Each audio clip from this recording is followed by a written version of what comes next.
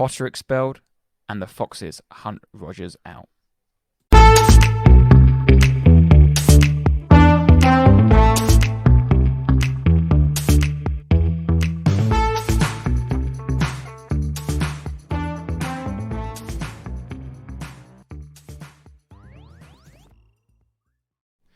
Evening, Tate. Evening, Jack. You alright? Yeah, mate. How are you? Yes, all good, mate. All good. Ache a little bit from the weekend. Yeah. I mean, I didn't even play, and I'm aching. So I bet the lads that played, bloody hell. I heard got some funny messages Sunday morning, so that was good. Good viewing. And that was like you messaged me on Sunday saying every group chat you're in, you've got someone moaning. Someone was saying something about their legs or their back or they can't move and all the rest of it. It was very good. So, but yeah, Saturday was obviously a charity day. I have to say, it was a very, very successful day. Yeah, well, I raised just over £900, which is fantastic. So thank you everyone who turned up and donated. Woody's all rounders, was it? Woody's Roundup, maybe. Woody's Roundup, who won the tournament. Yeah. With one of the Laws teams winning the Conference League. Yeah, they won the plate, didn't they? Apart from the freezing cold wind. Yeah, I think it went without a fuss, whatever the term is. No, we were obviously expecting a lot of rain, weren't we? But yeah, it was a bit cold and a bit windy, but I think I don't think you could be too upset with what the weather was like. No, I think everyone enjoyed it. Jake Pannell won Golden Boot somehow. Yeah, shout out to Pannell. Made sure that he got his award. But no, I think it went really, really well. And I'm really, like I said, just thank you again for everyone that turned up and supported it, because if it wasn't without everyone else, it wouldn't have been the day it was. Everyone said it was a really good day, but everyone made it that day. So yeah, again, thank you very much. It was a brilliant day. I'm glad it went well. And roll on 3 weeks, and hopefully my knee. Hopefully you sort yourself out. Just showing you my swollen knee before the start, and I don't know. You can make the run. We've got 3 weeks to go, and after that I'll shut up and won't talk about it ever again. Yeah, and probably never do a marathon. I would never do it. I don't think I even go running again. Right, let's crack on with tonight's show. So this episode is going to be slightly different. We're just going to talk about the managerial sackings that's happened over the weekend. So starting with Brendan Rodgers, we'll run through the Palace game, Palace versus Leicester, and then obviously that led on to Rodgers, and then we'll go on to Chelsea versus Aston Villa, talk about Graham Potter's sacking, and then we'll talk about this 13 managers have been sacked this season. Ridiculous, so we'll run through the list, talk about them, our views on some of them and what's not, and then end with the usual team of the week, winner, the loser, and then wrap up the show. But to start as usual, we'll start off with the teaser, and this is also about managers as well. There have been 13 managers lose their jobs this season, but which manager has managed the most Premier League teams? And there's a bonus point if you can name them all. Whatever, or out of those managers? No, out of ever. Ever? Yeah. Okay. Which manager has managed the most Premier League teams ever? Oh, yeah. And bonus point, can you name them all? Yeah. That is tonight's quiz. Right, let's put that to the back, and let's start at Selhurst Park. So it was Roy Hodgson's first game since returning as manager. Yes. Which I think is a stupid decision. got the granddad back in. Like, he'll keep him up, but Vieira would have kept him up. I think they're pretty much safe now for a win. Like, yeah, I don't know. They didn't need much. No.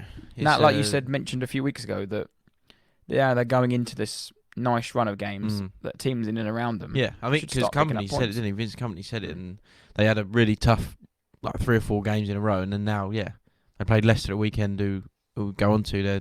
Now haven't got a manager. They're bottom. They're sitting 19th in the league. Like, they're a terrible side. Palace getting rid of it. It's just like we said before. Like, what are these clubs going to expect to do? What are managers like Vieira ever going to achieve if teams like Palace are going to bin them off because they're 12th? Because they're having a bit of a struggle. And the same with Leicester, really, about Rodgers. It's all a very similar story of a lot of managers, and we'll talk about lots of them, but. Yeah, the Hodgson homecoming. I think they recorded 31 shots, didn't they? It was a Premier League record for them in the first half. How many shots they had on target, or a goal, should I say? Yeah. But going into the game, Palace had failed to win a Premier League game since New Year's Eve, and they hadn't struggled. They had struggled for goals. No one was scoring any. They went through that stat of, was it 3 games on the trot, no shots on target? Who'd they beat? New Year's Eve? Who do you reckon? Bournemouth probably 2-0. Yeah, exactly. Exactly the score. Exactly the team. Yeah, Bournemouth. Everyone's last win was Bournemouth. But obviously the first half was, like you said, was pretty dominant from Palace. But bang on half time, Zaha got subbed with a groin injury. I've got a note here. The way he looked pretty upset. That could be his last ever game. Yeah, he went straight down, didn't he? He knew that he was hurt and got dragged off. I mean, I don't particularly like Zaha as a player. Obviously, for a team like Palace, he probably is a good player, but they always bang on about him and say, oh, like, and when he got injured, they were like, oh, he's their best player, has gone off the pitch, and maybe he's their best player, but he's their GOAT. I think they could do without him. I don't know. I just don't think I'm not. But they are really bad. Oh, they're awful. They're awful. Oh, yeah, maybe. Like, I know people aren't like his biggest fans and whatnot, but they're never going to get a player as good as him. Yeah. And if they do, they're never going to keep him for as long as they've kept him. True. So it's like he was reappointed captain as well, wasn't he? Yeah. As the start of the game. But yeah, going into the second half, it was Ricardo Pereira came on for Leicester, and he scored within the first 10 minutes. Lovely strike, wasn't it? Yeah, it was a great goal, wasn't it? Top corner. Yeah, I think it got teed up from Castagna, I think it was, he set him up, and smashed it into the top corner. It was a great finish. And within 3 minutes, they were pegged back through it was an Eze free kick, crashed off the bar, and then hit Iverson on the back and went in. He started the last 2 games for them now. Yeah, I was going to say about him because, how is it? Yeah, Iverson own goal. That was only his second Premier appearance. Obviously, he started the last 2 games, like you just said, and there's an obvious issue with their side conceding goals, and Danny Ward, like we spoke about before, huge problem. And the Rodgers has maybe last ditch attempt to try and salvage something with it, that Iverson in goal, but yeah, pretty unfortunate when he really just obviously went for the save and come off the bar and bounced off him, went in. It was a good hit on the free kick, but yeah, it's just very similar to the Jorginho goal. Exactly. Well, quite unquote goal. It's not his own goal. Just one of those things. It's just you want the keeper to try and save it. Try and saves it, goes in. It's very unfortunate, but yeah, it was a good strike from Eze. And then Palace continued to knock on the door, and it looked like it was going to be a draw. And in literally the last kick of the game, was it Jordan Ayew played through Mateta? Lovely turn and finish, wasn't it? And just smashed it in. Yeah, that is a little celebration. Looked like he'd been scoring goals all his life. It's his second of the season. And yeah, his last goal was August. Yeah, it's just. And then, but how many players strikers have Palace had over the years that are like that? He scored one goal here, one goal there. Like Jordan Ayew, I don't think he scored in the 21st century. He's shocking player. But yeah, Mateta. I think Hodgson even brought him in, but Jean-Philippe Mateta gets his goal, doesn't he? 90 plus 4 minutes, and it was literally they kicked off, the ball up, and that was it. Ridiculous. And Roy got his first win, and Palace obviously first win in 2023. So at full time, that left Palace 5 points clear of the drop zone in 12th. Yeah, with Leicester 30 points. Yeah, with Leicester 1 point adrift of safety, sitting in 18th, now in 19th. Obviously because of West Ham's win over Southampton. But I think we knew that was it then for Rodgers. The writing was on the wall. Yeah, it's really hard because I could say about Spurs, you could say about all the managers that ever get sacked, but yeah, they're having a terrible season. And the way, because again, you can say this about all the teams across the whole league, but because the owners and the people who make decisions are so concerned about going down and losing all the money and what it could mean for your club, that Leicester, like we said, sitting 19th, owners, whoever's in charge is like, right, well, we can't go down. We need to do something. Let's get rid of the manager, change something. He's got whoever's going to come in, keep us up, and go from there. But it's weird because Rodgers has been there 4 years, won the FA Cup, finished 5th twice, took him through a European campaign twice, got him to, I know it was a Conference League, but got him to a semi-final of a European competition, the first time ever. It's like, again, similar to Palace. Yes, Leicester are 19th, they don't want to get relegated, but I think you have to muddle through these horrible crap periods and try and just start again. It's just, that's just the way football is. It's really hard to always be at the top and always be competing. You're going to go up and down, up and down. I didn't expect it, but I just think like, well, again, like the title of this podcast is Managerial Merry-Go-Round. It's just that cycle continuing, and like you said, it's happened 13 times this season And I do think the fact that they dropped into the bottom three for the first time for a while, I think it might have been since maybe the first international break. Yeah. I think that was the catalyst behind the trigger. And yeah, definitely. They got scared. They can't afford to go down. No. The players they've got, the wages and that could be a big trouble for them. But like I said, he arrived in February 2019 after winning all 7 domestic trophies available to him at Celtic. And he started really well. Even so much, within a year, I think he'd been offered the Arsenal job. I think even Spurs were hunting around for him. When was it Mourinho had gone or Potter just gone? Yeah, and I'm sure he's very close to coming to Spurs now. But because I remember vividly, I was at the King Power and it was torrential rain and Leicester had just wiped the floor for us 2-0. You had Rodgers there, like celebrating, like really good. Leicester played phenomenal, and you had Emery there with our horrific team at the time. And we would love to have him in charge. Like, he just looked like he'd galvanised the whole place. Yeah, and I think Arsenal may put the feelers out, and then within like 2 weeks he signed a new contract. And if you, like you said at the time, if you'd gone to an Arsenal, gone to Spurs, you'd. I mean, I don't want Rodgers, but at that time you'd have probably gone, he's doing a very good job. It is fair enough. Like, he sort of almost seems like he's made for us. But I hope we do not get Brendan Rodgers. That's for sure. And obviously the high point of his tenure, like you mentioned, was winning the FA Cup against Chelsea in 2021, and then going on to win the Charity Shield. Community Shield. Sorry, I forgot to mention that. In the following August. But they did have two. No, they finished 5th, and it is superb for Leicester. But both times where they lost on the last day, didn't they, and lost out. Yes, they won the league, an incredible season. Like they said, it's ridiculous they won the league. But again, they are Leicester. Like if they finish 17th, that's good. Like they should be happy with that. I know they'll have the odd season. They want to finish top 8 or top 7, whatever, get into Europe. But again, they are Leicester. Like. It's just, I don't know, it's probably very frustrating as a football fan, but I just don't know what they want, what are they expecting, who are they going to get in then now to save them? What are they going to get in a Neil Warnock, a Sam Allardyce? Yeah, but then Potter today come out and said apparently he's already turned them down, but of course he's turned them down. He's literally 24 hours, whatever it's 40 hours ago, been sacked by Chelsea. If someone calls you up and go, "Oh, do you want a job, mate?" You'd be like, "Hang on, mate, I've just been sacked. Like, give me a second to think." Like, he's not going to take their job. It's ridiculous, and it's ridiculous. They're reporting that Potter's turned him down. Like, too right. Of course, he's turned him down. He needs a moment to breathe, and it's mad. We'll probably go into it. We'll go into it later on, but there is a scenario that you could see next season where there was rumours that Nagelsmann was the favourite for the Spurs job. Now Potter's gone, Rodgers has gone.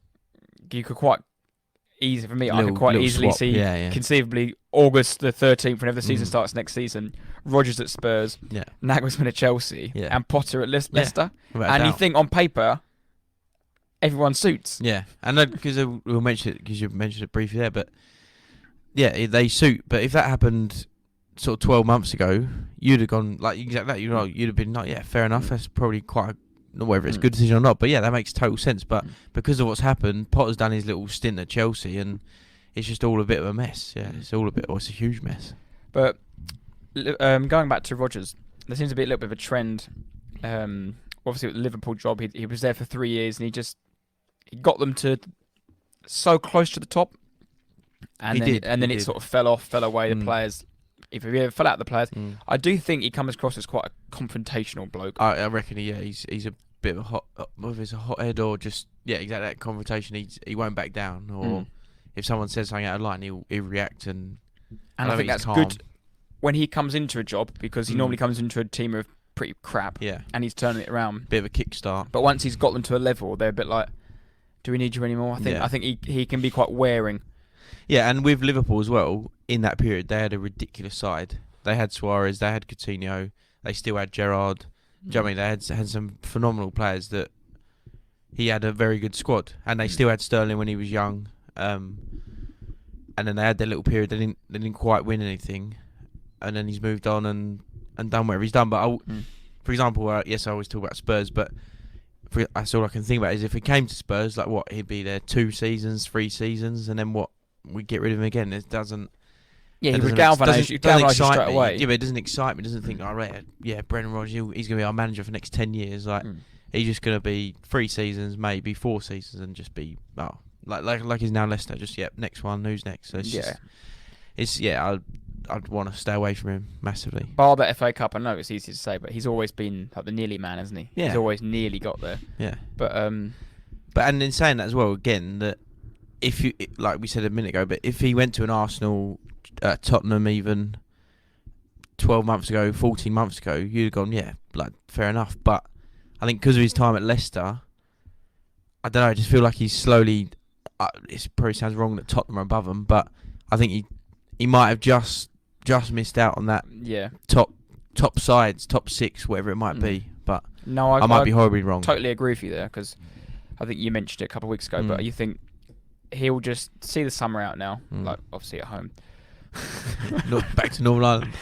And then I think a perfect fresh start for him, what would have been the perfect job for him 4 years ago, would be the West Ham job, like you said. Yeah. Because Moyes Brendan would keep him Rodgers up, at West Ham. and that would be and I think because he plays a brand of football that West Ham supposedly, and he would have been refreshed, and I think that'd be a good move for all parties. Yeah, agreed. If West Ham stay up, I think he's got to be at Rodgers to West Ham sounds perfect. Yeah, but then like I said, Leicester.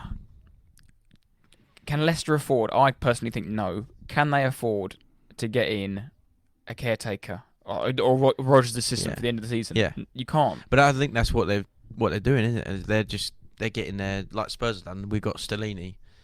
Leicester are just getting whoever worked under Rodgers. So again, I don't really get that. That manager, that person. I'm staring at Stellini right now on the screen. He's worked with Conte for the last year. Whoever's Rodgers' second assistant. Has he won more games than Conte this year? I don't know, unknown. But I'm saying you've sacked the manager, but you've kept all their staff and the coaches and all the rest of it. It just doesn't make sense. He doesn't play any different to Conte. Like the bloke who was Rodgers learnt of Rodgers and wants to do what Rodgers has done. So it's very bizarre. I don't really get it. Yeah, I don't know. There's no real names getting potted around. No, but I think, like you said, that little trio swap could easily happen. Yeah, like you said, Potter isn't going to take the job straight away. No, but maybe in the summer. Yeah, and that's what winds me up. Is that they're reporting that Potter's turned it down.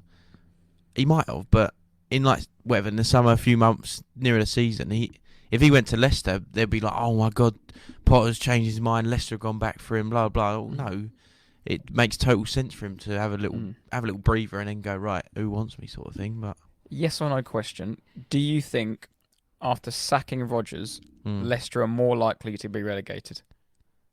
I would say yes. Yeah, definitely. Yeah, I would agree with you. That's a good question. I haven't even thought about it, but yeah, definitely. Yeah. Hopefully go down. Go down and we'll clip your clip from the first episode. Yeah. Yeah. Actually, hang on.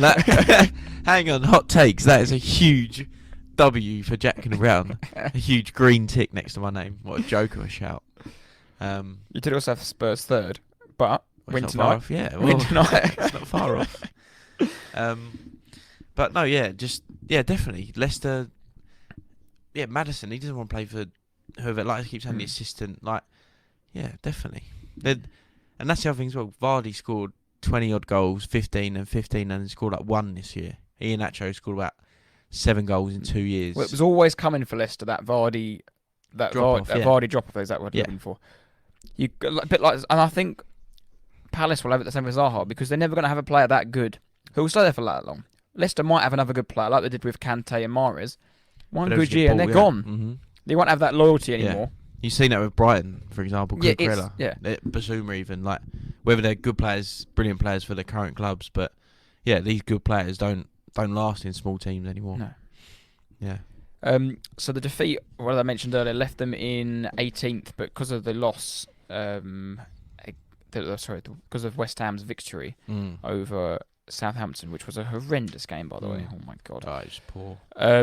Just quickly on this sort of relates, because Moyes, for some reason, I think after his game they were talking about, because obviously Rodgers just been sacked, Moyes made a point, and he's basically got it bang on. But there's a lot of money at stake to be a Premier League club, and so clubs are doing what they can to avoid going down. That's what Moyes has said, and that's the ultimate concern. They teams and clubs can't afford for their club to go down, and that's why you've seen the record 13 managers sacked or whatever, mutually agreed to let them go throughout the season. So. And I think that drop into the relegation zone was like...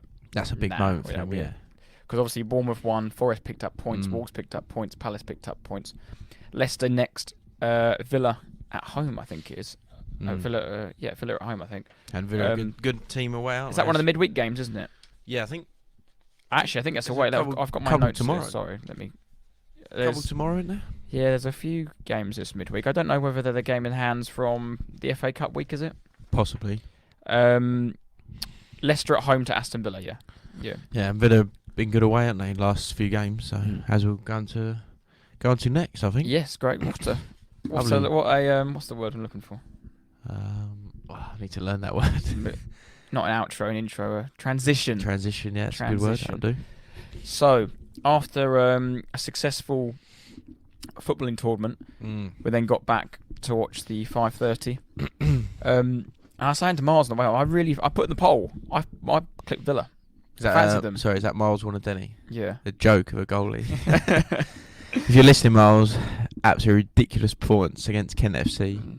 Sent the boys back over the bridge with their tails between their legs. Well done, mate. Very good. I fancied Villa. Yeah, I wouldn't say I fancied him, but... Well, no, to be honest, I thought Chelsea would win, but... Yeah, something about Emery, and I've got here just that his style of play. He's just a classic European little away side, and they... Horrible, gritty performance, and they got a huge result. Villa have been decent away from home recently, and my mate Unai has sort of gone under the radar a little bit. Then they lose some, but recently they've been on a good bit of form, and Watkins is the man spearheading at the top. Everyone thought, what they've done here selling Ings, but that's sort of given him a new lease of life, and 5 goals in the last 5 away games, setting a club record, I think. 5 away goals in a row. Villa unbeaten in 5 with 4 wins, obviously a draw. Yeah, and they're currently 2 points off sixth place in their, and they're 9th, so it's all very close. But yeah, their little run they've put together, like I said, they're like a little gritty European side against Chelsea. 30% possession, 5 shots, 2 corners, just like typical of recent times. An Emery side that Tate probably adores. And just one thing I will give Emery though. I think it's an absolute shambolic manager, but he always gets his number 9 scoring goals, wherever he's been. When he was at Arsenal, it was Aubameyang. When he was at Villarreal, it was Gerard Moreno. Yeah, he was banging in the goals. Yeah. And then Ollie Watkins now, he's getting him. He finds a striker that he likes, and he'll get him. Yeah, the way he plays works for that striker, and it might not work for the right midfielder might have the ump, or the centre back might have the ump, but because the way they play is leading that to that, just give the striker the ball, and yeah, obviously it seems to be working very well. But to go on through the game quickly, Watkins got played through 1-on-1 and missed an absolute sitter. He did, yeah. He?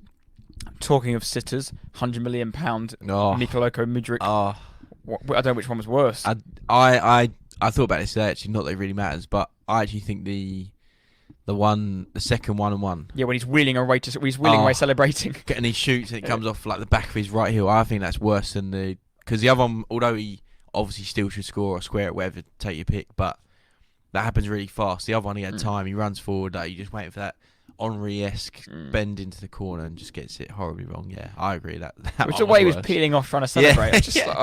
Yeah, he's awful bloke. I mean, he might still quite come good, but not with talent crossed out in his neck, he won't. No. I can't wait to get on to Chelsea. And then Douglas Weeds picked the ball up just outside his own half. The old classic quarterback ball he tried to play, which Cucurella tried to intercept and headed it back to the goalkeeper. Cushioned it through to Watkins. Watkins dropped down to him. Lovely tap over Kepa. 1-0. Good little lob, wasn't it? 1-0 Aston Villa going into the break.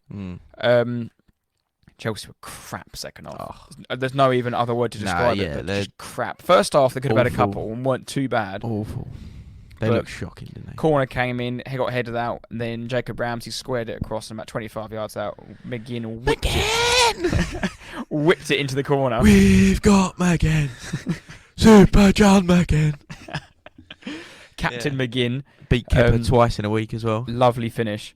I've seen a few things online and in the media about if Kepa could have saved it. Really poor from distance, Kepa, but I think you can't take much away from the strike. That was a...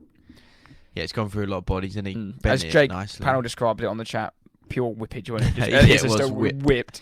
Yeah, it was good. In the side netting, great celebrations in the corner. Straight to the away, and that's what I love to see.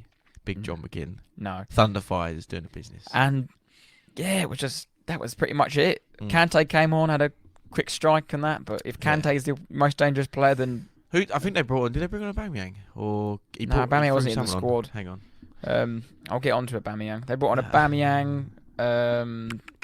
One sec. They had Ruben Loftus-Cheek playing right wing back. Just class. When they let the teams out, he looked like he was playing centre back, didn't he? Yeah. Oh, what a donut! Even though he was trying to chirp Laura Wood in the week, and now AJ swooped in. AJ swooped in now. Chelsea, where are you? Who else are they playing? They just had a team of they have just got a team of misfits. They brought on Kante, Madueke, Gallagher came on. Oof. But Madueke was crap. LeBron James of soccer. Yeah. It says we'll go into it now, but and then it was obviously yesterday evening after the full-time whistle, and it was yesterday evening it was confirmed that Graham Potter had been relieved of his duties. I think a little bit like Leicester going into the relegation zone, him getting the sack. The fact that Chelsea then had to you had to scroll to page 2 exactly to see Chelsea. You have to PTO to get to them. Was the reason he'd got his head on the chopping block. That was it. Yeah, no, and Chelsea, you've got your club back. You wanted your Chelsea. You've got them. Todd Bowley, the American Abramovich, spends ridiculous amount of money. He's got deep pockets. You trust in the project of Potter for 7 months, and you're potentially could have 3 managers in a season. I think your Chelsea are well and truly back. Well, the thing with Chelsea and this project, like you mentioned, and Todd Bowley was going on. It's Todd or Ted, I never really know. It's Todd Bowley. And to be fair, there's another guy. I forget his bag. Something I forget his name. I'll get it wrong. But it's not just obviously Todd. But again, like I said about Levy, Todd Bowley's not sitting there going, right, Potter, you've got to play Loftus-Cheek's like right wing back. I wouldn't be surprised down there. That's sort of rumours you're getting out, aren't you? Of it? He comes and watches training and puts his input in. And this other guy, like part owner, I don't know how much money he's got involved, but he's at the training ground a lot and he's involved heavily. So, I mean, Todd Bowley gets a lot of the stick and rightly so. But yeah, there's plenty of people involved. But yeah, just the project is well and truly over. Chelsea aren't a project club. No, they're not. So. They're not. They're a tin pot. I know exactly club. What Chelsea will do now. Whatever they do to the end of the season, maybe it's Gus Hiddink or whoever they get Gus back. Yeah. Their next manager will be the biggest name out there on the market because that's what they have to do, and that's what Chelsea have always been. Because Chelsea, they buy these big player egos, and you need a big manager to go and manage these players. Like the perfect manager for Chelsea has, and it will always be like Ancelotti. Yeah. Who come into there, does two solid years, manages all the egos, and will win you trophies. Yeah. And then they'll go off and they'll want someone else again because we can't win every single year, and they'll get fed up with that and they'll sack him because they don't win because they finish 4th and they don't win. Exactly. They need to. But they need a big name manager. I would not be surprised if. I'd actually quite like it to be fair. I think it'd be good for the Premier League if they went back one more time, one more last dance, and got Mourinho with Jose. Oh no! Oh, that would be. Bring it back. I would like him to come back. I wouldn't even be surprised. I think it'd be awful. If Conte went back. I actually wouldn't be surprised. I don't think he will. I think he's stuck in Italy. But that's the sort of bloke. I mean, he was awful at Spurs, but he's the sort of bloke exactly what you were just saying about Ancelotti and even Hiddink when he comes in. That it's that they're almost like a maverick manager. They'll come in, do the business for 2 seasons, win them a trophy, and then next. And that's what Chelsea are, and you can't avoid that. Like you said, they're not a project team. You're not a project team if you spend 600 million plus in less than a season of football.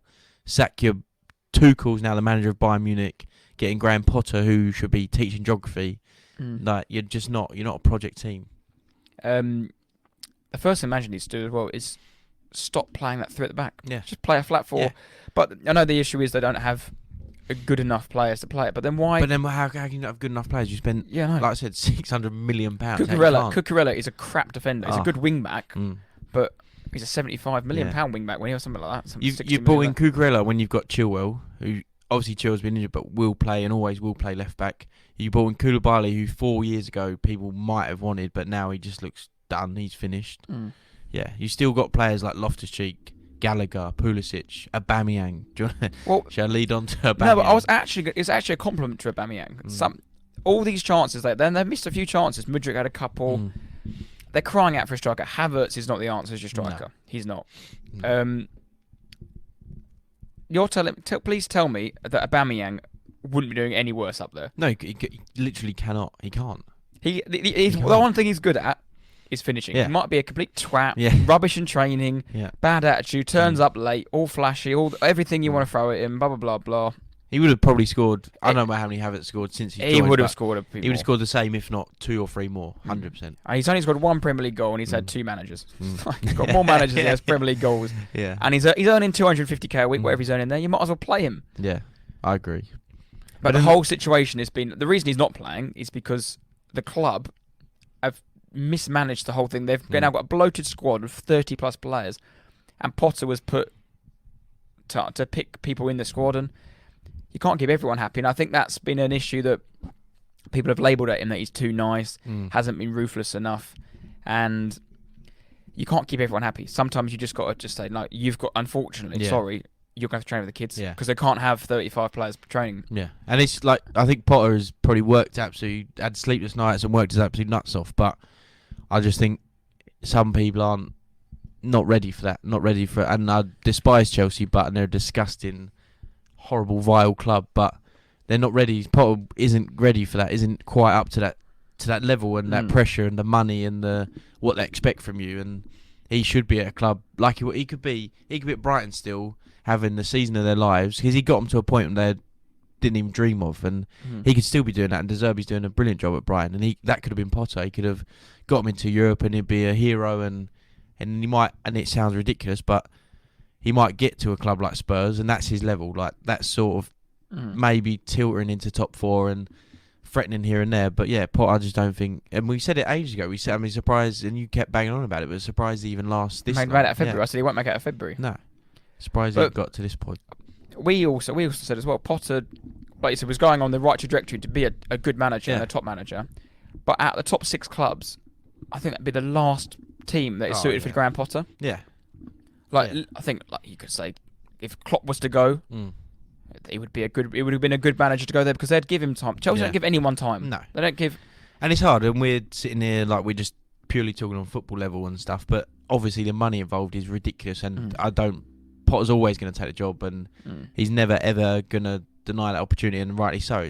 He's probably earned ridiculous money out of it, but yeah, just purely football reasons, Chelsea is probably the worst club that a manager like Potter could go to. I mean, it was just after deadline day, when they just had a mad January anyway, but I mentioned it before on here, that you could tell there was no plan, because the proposed move of Ziyech to PSG was all going to go through, and then there was some issue. 2 days later, he's starting. Yeah, he played started 3 out of the next 4. And is it he was in your plans, and the club were trying to get rid of him, or are you then trying to say, like, sorry, it cocked up, but we're trying to now make you feel better and I'm playing, but you're not in your plans. You've just signed that Madueke who could have been playing instead, or that just summed up.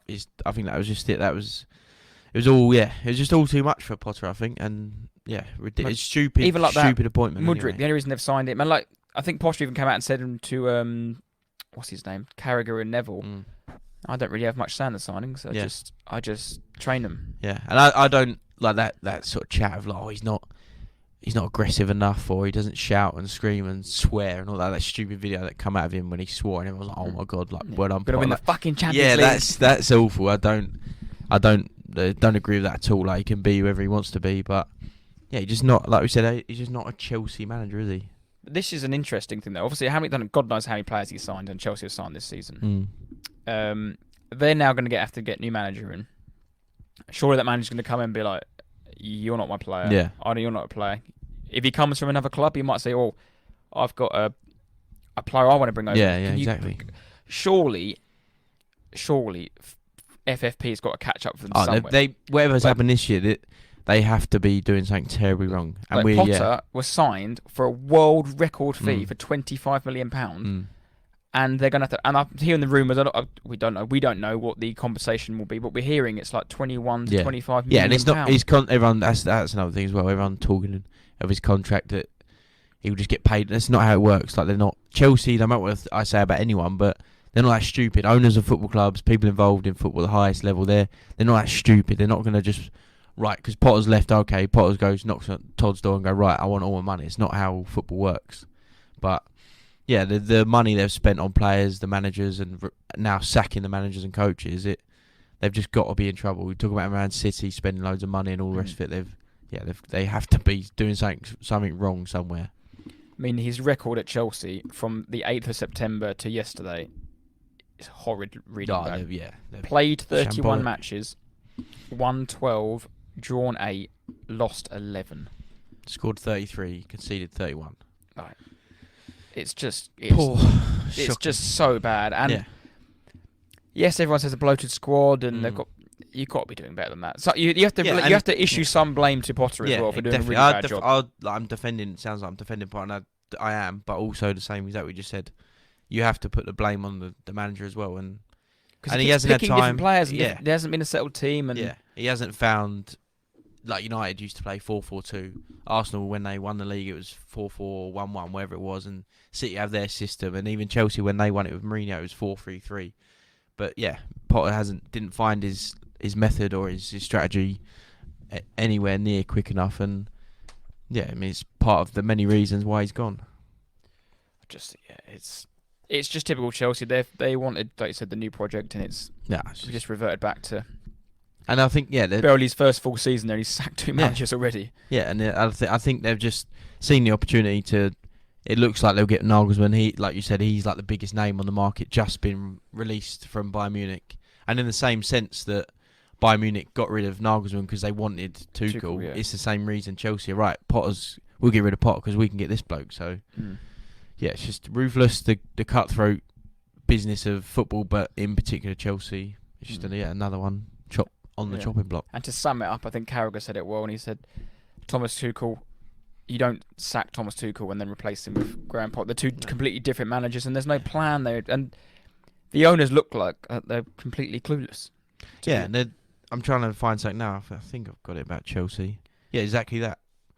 Yeah, sacking Tuchel, a proven elite coach in Tuchel, a week after signing Aubameyang specifically for Tuchel, and then before appointing a comparatively inexperienced coach who needs a pre-season, then signing half a new squad that he didn't demand with a premium fee on 8-year deals mid-season. Todd Bowley, you haven't changed Chelsea. You've got worse, and your owner is more barbaric than the previous one.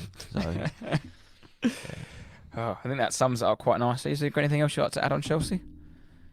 Your fans were singing, "You don't know what you're doing" to your project. You're Graham Potter, the man you all loved and wanted to stay. So there you go. There's your Chelsea. Right, that's a good way to end the first part, and we'll be back with part 2, and we'll run through the other 12 managers that have lost their job.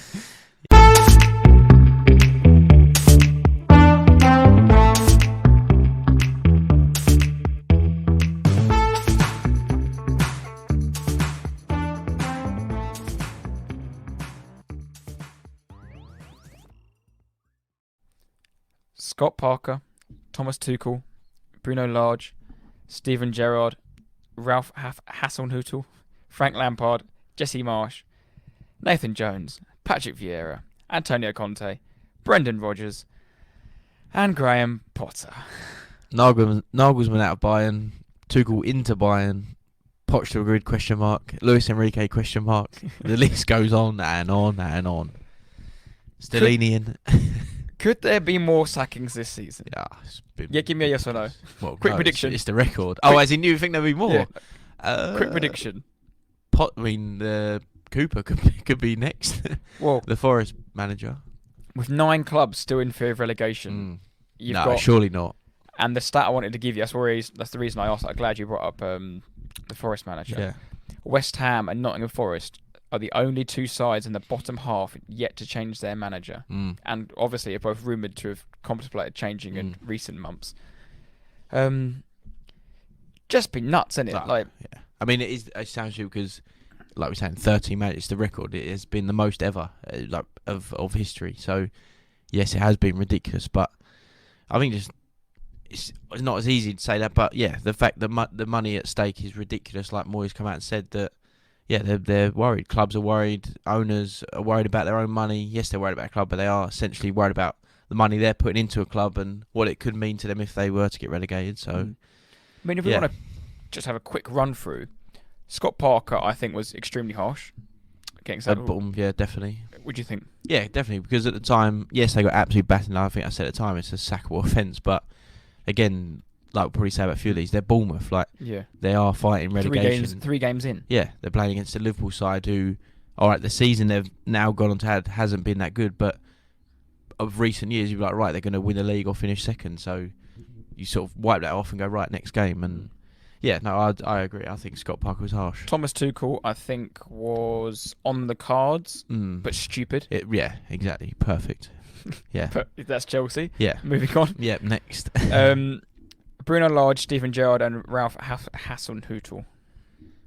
I think Bruno Lage was a random one. I'm not saying I don't know much about Bruno Lage or what they were doing at Wolves or if they were good or what was going on, but it just seems like at recent times again a classic Wolves manager, isn't he? Like a sort of random European, gets his own little players in, does whatnot, and yeah, I would say maybe it was harsh because what Wolves expecting to do, I don't know. Steven Gerrard. Yeah, I wouldn't say he would have done much worse than... Maybe he wouldn't have got a couple of wins that Emery had done, but... Yeah. Hasenhüttl, I think, should have gone about 3 years ago. Yeah. After his first 9-0, he should have gone. Yeah, agreed. Hasenhüttl had to go. Lampard shouldn't even got the job in the first place, so skip. Yeah. Marsh, the GOAT. Get him in, he'll be at Chelsea next. He'll be running down the wing with Todd. Yeah, get him in. Nathan Jones, awful decision. Awful decision to even get him in, so yeah, he should have gone. Vieira, I think, harsh. Yeah. Conte should have gone. Conte got himself sacked. Yeah. Although Conte just friendly fired on himself. Yeah, he just didn't want to be there, did he? He just held on to the grenade and that was him gone. Rodgers and Potter, like we spoke about. Yeah. Can there be one more sacking? I would surely not, but yeah. Like I said, Forest is sniffing. You're going to give me one? Jurgen Klopp. What do you reckon? Ooh. Not sacked, but I think I think he could walk, mate. It's getting to that stage. I don't think he will get sacked. I don't think they'll sack him purely on. I heard it today, but what he's done at Liverpool. I don't think he should be sacked, but I think he could walk. Yeah, he could in the summer. That wouldn't.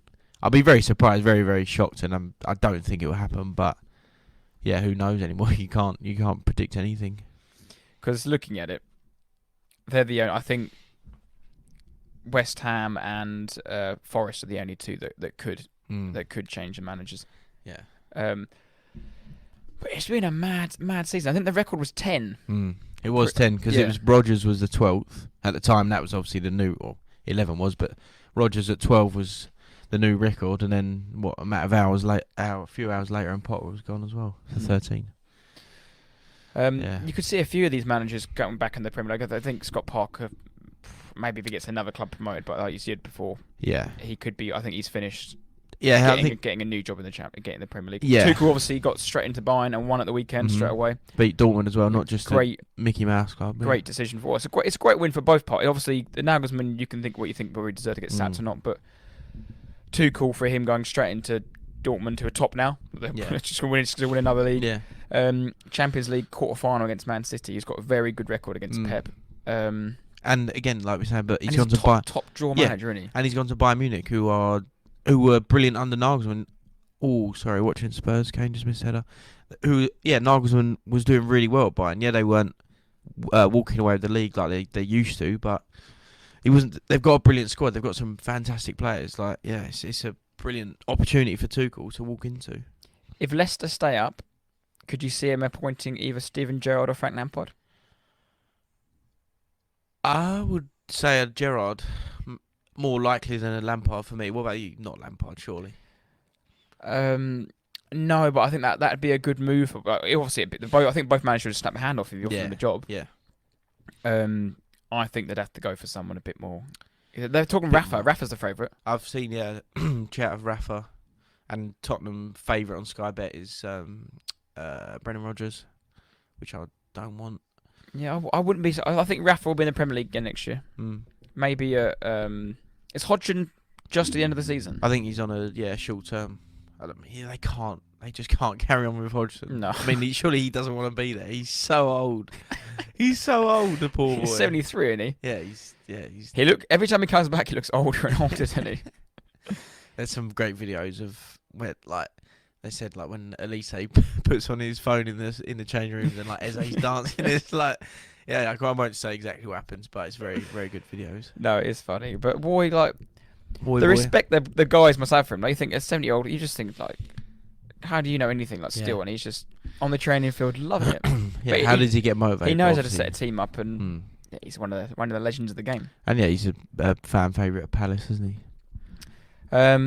And then Vieira, I don't think we'll see him back in the Premier League now. I think he'll could go to France, could go foreign, France somewhere again. European, a good, maybe a top division somewhere. Yeah.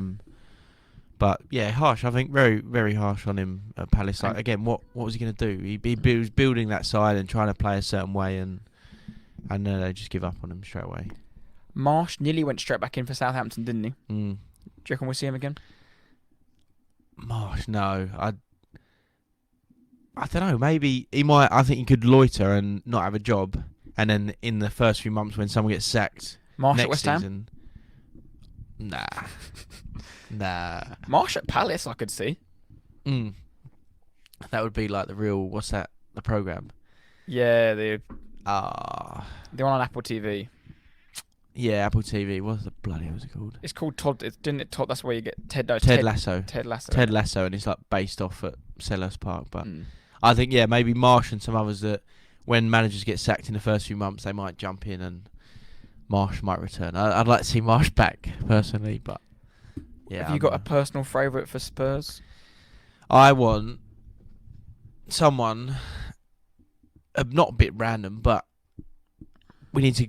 So not Potter for me now. I would have had Potter when he left Brighton. You wouldn't take him August 13th? Nah, I wouldn't have Potter now. I don't want Rodgers. I think I don't know these European managers that get thrown about, and these names. You might even have the names. I don't know them, but there's a lot of talk of the Frankfurt manager, the Lisbon manager, Sporting. and Sorry. And I don't know them. They might be awful. I don't know, but I think we need someone in and give them a chance and time and all the rest of it.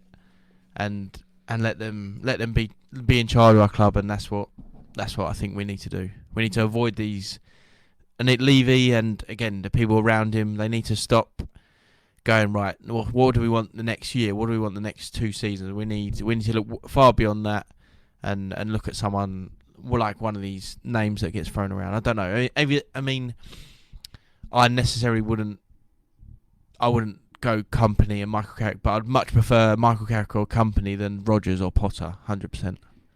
Yeah, and I don't know, they might be awful. I don't know. It might be just because the names that are thrown about. But I'd much rather see Company coming in tomorrow than Rodgers. It's like the saying that you need to prove in this.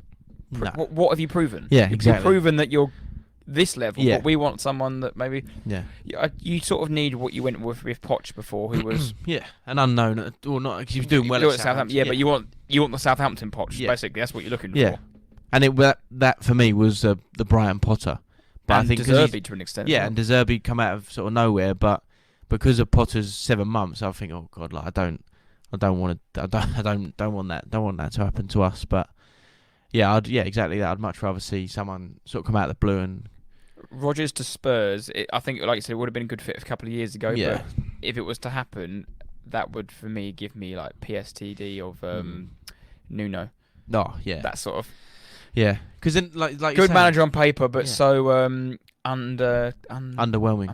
Yeah. That's the word I was looking for. But like you said, like what they're proven, like what have they proven that they're going to come in, right, do okay for the season or two, and then the third, fourth, it goes downhill. People hate him. The players don't want to do this, do that. The manager's like, what? And then he goes. Like, just, I don't get it. What I know the money would be great for Rodgers, but what motivates these people? Do they want that little stint? I don't. It winds me up, to be honest. Would you take your mate Sean Dyche? Dyche. All jokes aside. No, I wouldn't have Dyche. I do like Dyche, but yeah, I'm not. If Tottenham were 16th, 15th, I'd have Dyche, but luckily we're top 4 somehow at the minute. Well, depending on tonight's result, but yeah, no, not Dyche. No. Well, it's going to be a big week of football this week. So obviously, you've got the weekend fixtures.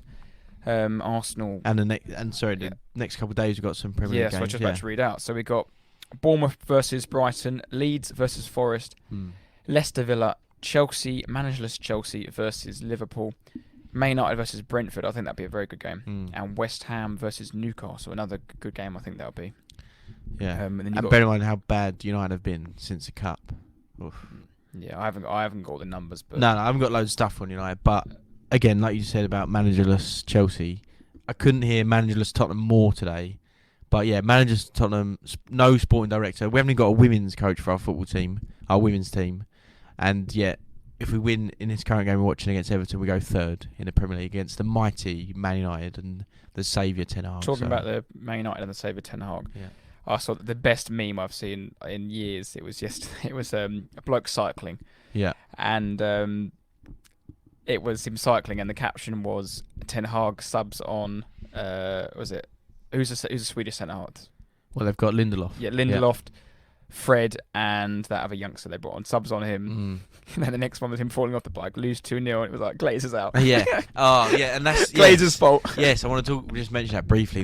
You sent me the TalkSport video of about the Glazer. Alan Cooks, wasn't it? Yeah, and he's like a journalist, and I don't know if he's for United TV or something, Yeah. but like he's obviously heavily involved. But yeah, exactly that. As soon as they lose, suddenly Glazers. You didn't spend in January, you bought in Wout Weghorst and blah blah. You lose against Newcastle, right? It's Glazers' fault, but you beat Newcastle in the cup, and it's Ten Hag is unbelievable. The players he's got are incredible. What a manager, what a team! And it's the same again. I bring it back to Tottenham, but it's the same thing that happens at Spurs. And Tottenham fans are too blind and ignorant to see what their views are saying. But it's the same thing. When it's going terribly wrong, it's Levy, he's rubbish. He don't spend money. He does this. He doesn't back the manager. He doesn't do this for the club. Doesn't spend the money. All the same rubbish that you hear. It's all his fault. But if we win, Conte's incredible. Oh yeah, we've got the best players. We've got the best players in Europe, and we've got the best stadium.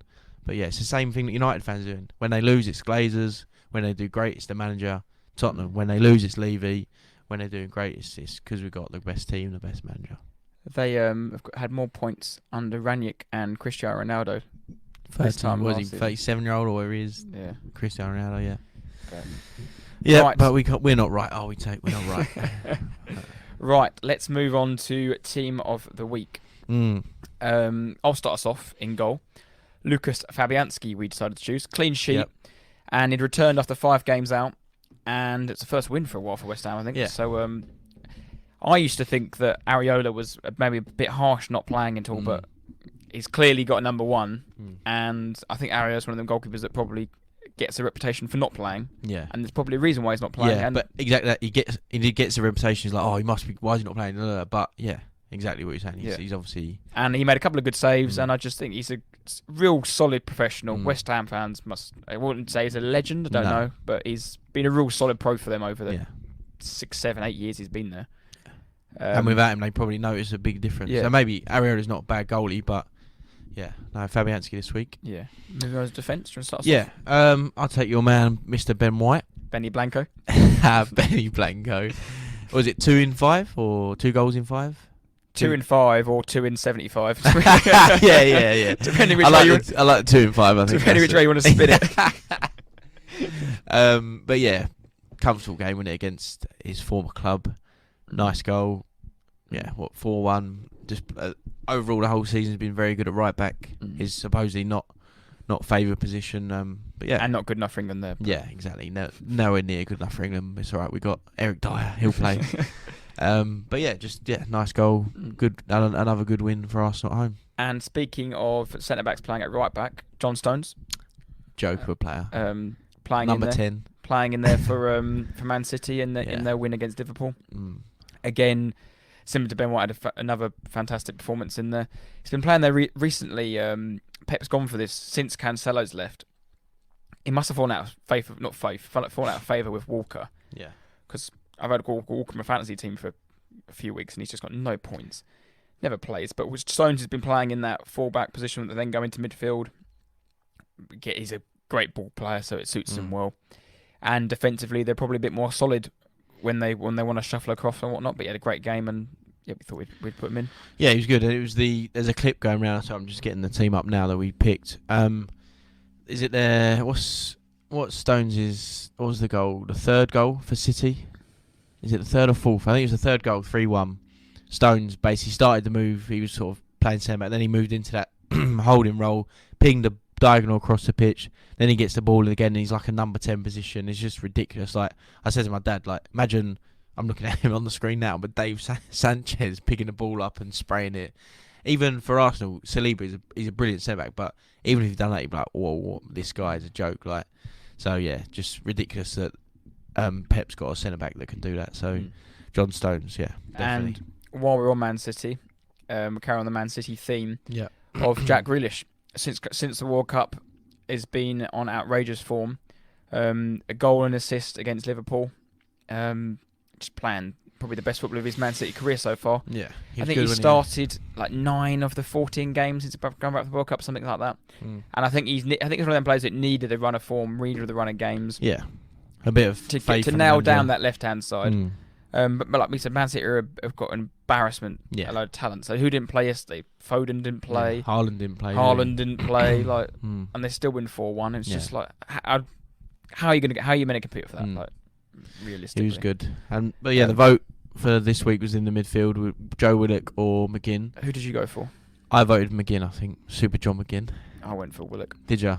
Yeah, he was good. But yeah, John McGinn. I just checked 70% of the vote. With his obviously second goal for Villa at the weekend, just maybe a comfortable game, but yeah, Chelsea away you'd expect a tough game, but yeah, he was brilliant part of that. A good Villa side, and yeah, rightly so, slots him in. But I'll let you take away the striker.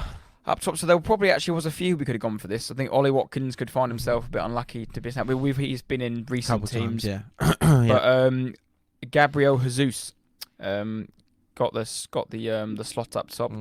First start since November the 4th, I think, prior to the World Cup in the Premier League, and returned with 2 goals. It was actually his first goals he scored since the North London derby back in October. Yeah, it's mad, isn't it? 'Cause he's had a ridiculous injury, but he just looks nothing's happened. He looks absolutely fine. Like he had the initial header that he went over the bar, and then he won the penalty, which at first I thought was a complete dive, but you see Ayling, what are you doing? He does. He touched his knee. Exactly that. When you watch the game, you're like, my God, that's got to be a dive. But the Ayling just stupidly has his leg still in the air, and whatever. Like Jesus does dive, but also Ayling's stud is on his knee, left knee or right knee, wherever it was. So yeah, it's always going to be a foul. Well, I didn't watch the penalty because obviously I was at the football, but I had it on my phone, and obviously I knew that Saka wasn't going to. Saka was on the bench, so I was like, don't let him take it, because he's got such a bad record. Well, Jesus. Yeah, awful. Awful. Really? Yeah. Not for Arsenal, but for Man City, City, the most checkered penalty record you'll see.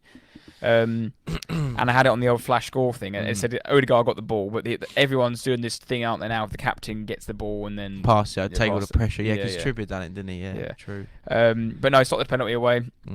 And then got a lovely second goal and paid an hour, 2 goals, and wrap him up in cotton wool. And yeah, bear in mind he's obviously incredibly fit, but he's not necessarily at his full fitness. Yeah, it's good. Wrap him up in cotton wool, and 9 games to go.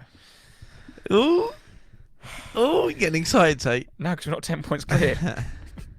I told you, I still want to admit we're in a title race. 10 points clear. I don't want to talk about it. That's part of the reason why we're not, because I don't want to talk about it. But yeah, Arsenal have got City in a couple of weeks. You got some big games, so we're trying to avoid talking about, because City won, Arsenal win again. Like, it is what it is. But until you play each other and stuff, hopefully at that point there'll be more of a talking point, and you can digest, or what's the word? Dissect the game, and it'll be an interesting weekend because we haven't won at Anfield for 12 years, 15 years. Yeah. If Arsenal are going to win it, they have to win at Anfield. They Yeah. have to win at Etihad. Yeah. They're the games that You got City away. Champions Yeah. win. You got City away, Liverpool away, Newcastle away. 3 games Chelsea over your at last. home, West Ham away. No, irrelevant. Brighton at home. Irrelevant.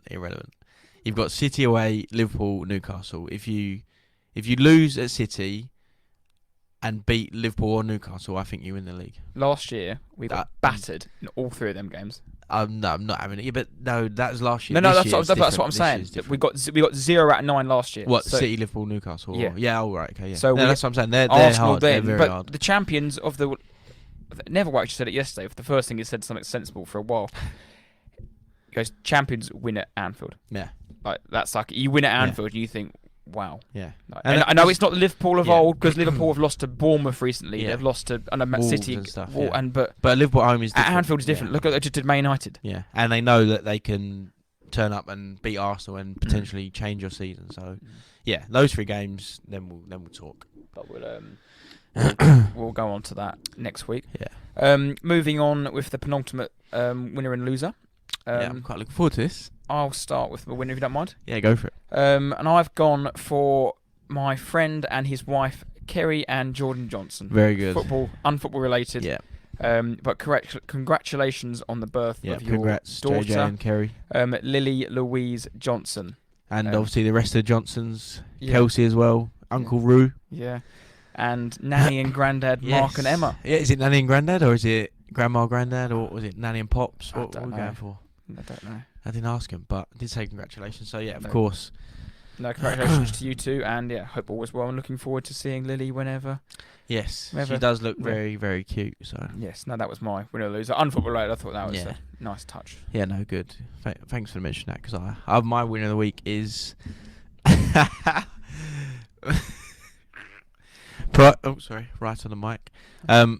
Prigo FC were a team on on Saturday at Tate's charity football day, which was obviously, like we said, brilliant. And I was one of the refs on one of the pitches, and Prigo FC were our very, very mysterious friend. Are we going to name our editor or keep him unnamed? Oh, we can name him. Name and shame. Yeah, Mr. Josh Goddard, sorry. Yeah. His brother, Luke. Yeah. His brother, Luke, has a company called Prigo. Fantastic electrical company, but Sponsor us. yeah, if you want to sponsor us, you can. Anyway, they had a team, they had a player.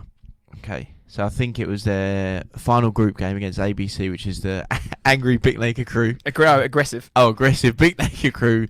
Ben Graham, who loves a ball roll. Terry Maynard, who loves a slide tackle. So the ball gets pinged into this striker. He's centre of the pitch on the halfway line. I think he's up against Tony. Sorry, Tony Maynard. He flicks it round Tony first time. Bergkamp. Think Bergkamp. Think Berbatov at Cholwan. Think Johan Almander for Bolton. Flicks it round him on his left foot. Runs around the other side. Tussles Tony away from it. And again, we're playing 6-side, so it's in the hockey goal. You're not allowed in the box, so he just gets before the edge of the box. Fights off Tony. And then he's facing the cat that is Miles Warner-Denny. Gives him a little feint. Miles sits on his arse. And then this Prigo, who, again, the touch was like Bergkamp, Berbatov, but he was more of a meat chew. He was a Lee Trundle. Dinks Miles Warner-Denny, hits the back of the net. Everybody loses their minds. It is incredible. I'm probably underplaying it. The goal was ridiculous. So, I think his name is Josh. We're going to go with Josh Key, I think his name was. That's for you. We're in a week.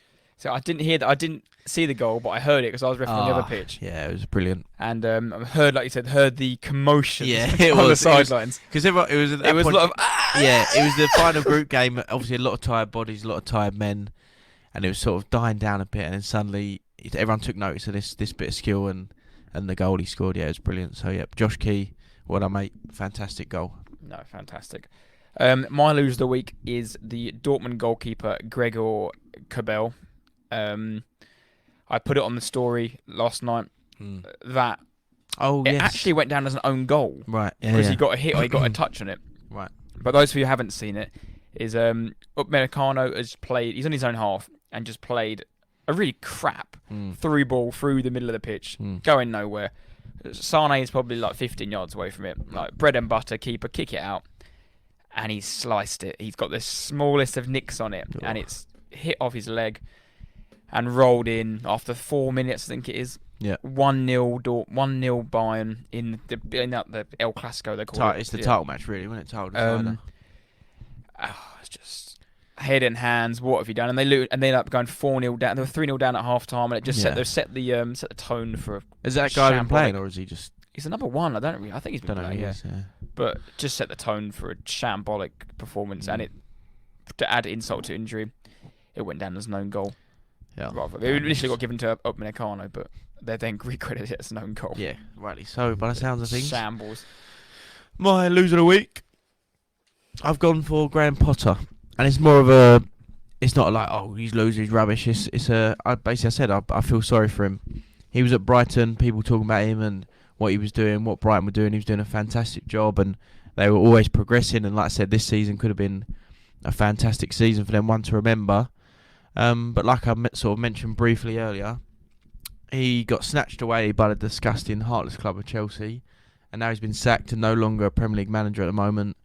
And he could still be at Brighton, enjoying that huge challenge, exciting season, plotting his mind against the great teams and some of the great managers.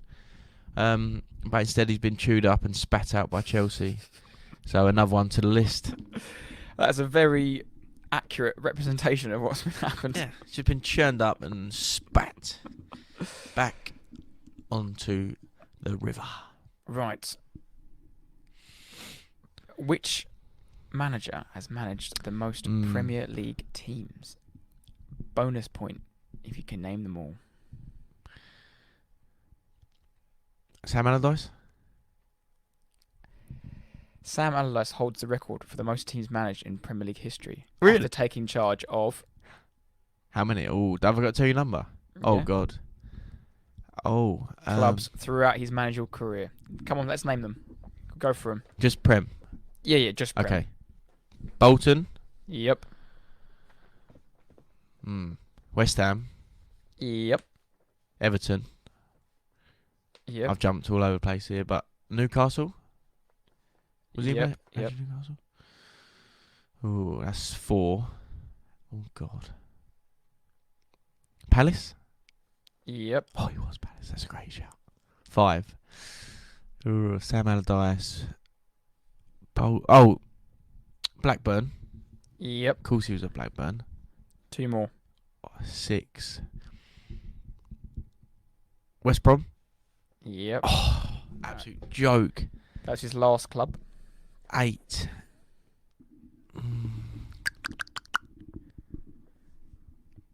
People forget this one, and obviously you've left it till last. Is it one of... Was it before Bolton? No. Hang on. So he's gone Bolton, Blackburn. I'm just going to go... This is not in the order. I don't know what the order is. Bolton, Blackburn, Newcastle, Everton, Palace. Who have I said? I forgot who I said. West Ham. That's 6. Did I get 7? I got 7. Yeah. I've actually forgot who I've said that. You said West Brom, didn't you? West Brom. I did say West Brom. So that's 7. 8. Who was he? Oh, Sam Allardyce. Oh, I'm lost. Absolutely lost. Do you want a clue? Yeah, go on. I need one. Out of all the clubs you mentioned, he managed a rival of one of them. Oh, that's not really good. Like an Arsenal Spurs. That sort of meant something.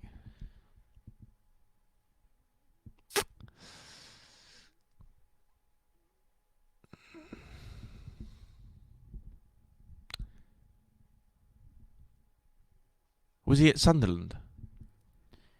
He was at Sunderland for 31 games. Oh, I'm a joke. You can look at my computer. I go from my phone. I've not cheated at all. He did so well at Sunderland, he got offered the England job. Oh, God, stop it, Do you know when he kept them up from Yeah. He had Defoe, I can picture him, Wabby Kazri. I can picture him in Remember Kone? He could have been the street sort of forget. You remember that Kone defender they had? Was it Lamoni Kone. Wabby Kazri they had. Absolute monster. Um, Yeah, because I picture him in a suit with a red and white tie on. Yeah, and he was celebrating. Yeah, celebrating. Yes. Oh God, I'm so good at this. Yeah. That's brilliant. That's got me going. That's quality. What a shout. Yeah. And because you said because of the clue, because of the clubs he's Palace don't really have that direct rival. Maybe West Ham do, but obviously hasn't done any of that. Newcastle were the only team that have that direct. Or Blackburn, Burnley, but yeah, and then obviously I knew he weren't a Burnley, and Bolton again. I couldn't even name you their rival, but yeah, love it. Big Sam. Well done. Oh. Well done. Yeah, that brings a wrap to episode 39. Yeah. Yeah, we'll be back next week with the weekend roundup again. Yeah, same again. And obviously, back to Premier League. International football's over. Thank God for the whole season. So back to the normal Premier League games, and hope you enjoyed it and continue to like, share, comment on all the Instagram stuff and whatnot. But yeah, I'd like to say quickly that Tate again, Saturday was brilliant. Well done for organising, huge effort. Again, thanks to all the lads, all our mates and boys from Kent, and two teams that got to the final that were some relation to Leah, but basically came over and took the piss and won the tournament. But yeah, well done, Tate. Obviously, massive congratulations on the weekend, but huge good luck for the marathon. We'll all be there supporting you, and yeah, well done, mate. Yeah, no, thank you very much. And again, thank you for helping and refereeing as well. Yeah. Giving up your Saturday to ref like I did. Yeah, that's good. I don't know how many miles you did. I heard you were a bit of a walking ref, I just did in the middle. I ran 10 miles on Saturday. Yeah, ridiculous. Ridiculous. But no, yeah, thank you very much. And thank you for £900.